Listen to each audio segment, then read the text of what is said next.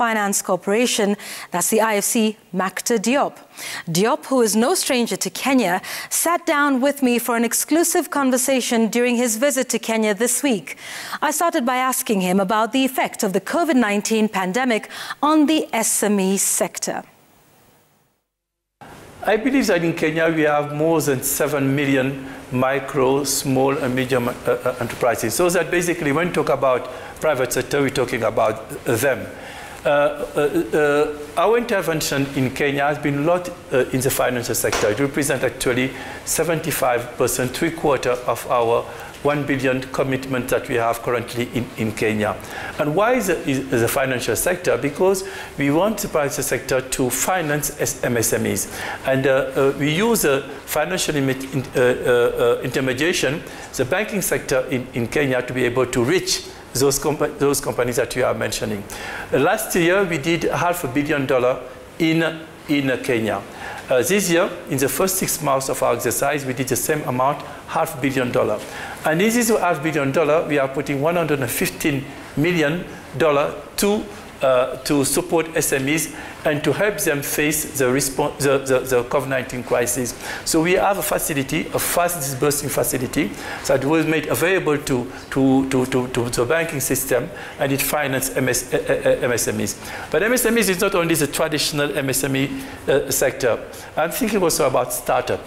Yes. This is something which is quite important, and we are today working with a lot of startups. I actually had a luncheon with some very bright and young investors, and we are extending also facilities to them by joint venture, by venture capital, to be able to use the know-how, the dynamism, and the creativity that you have here in Kenya, which is becoming a magnet for a lot of fintech companies and other startups in the continent. But what do you think has been the biggest learning lessons from COVID for the private sector and from those that deal with the private sector, like in government? And where should we now, how do we move forward? What has been the biggest learning lesson? I think one of the lessons is that, first of all, private sector is an engine of growth.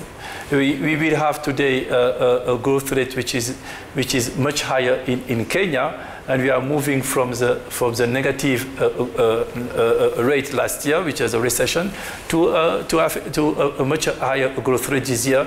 And we will be allowed, which is driven by the private sector. The private sector and the recovery, when the infections start going down, MSMEs were able to be more active and to have more activity. So the first lesson that we need to have a much more resilient economy, much more resilient health sector, but also to take opportunities to review all the policies that was holding the private sector back. And I think that it's an opportunity to improve significantly the business environment in all countries, and that's what we are seeing more and more. Secondly, as I mentioned earlier, we have seen the need to develop the regional value chain in Africa, more integration. Leaders have signed what is called the African Trade Agreement. But that will only be a reality if the private sector is in the center of it. There is no reason, we talked about housing, there is no reason that we continue to import so many elements which are necessary to build a house from abroad. If there was some level of specialization which allow to scale the production to a level which is competitive, we will have a sector of housing which could produce very affordable houses in quantity, which is what we discussed today this afternoon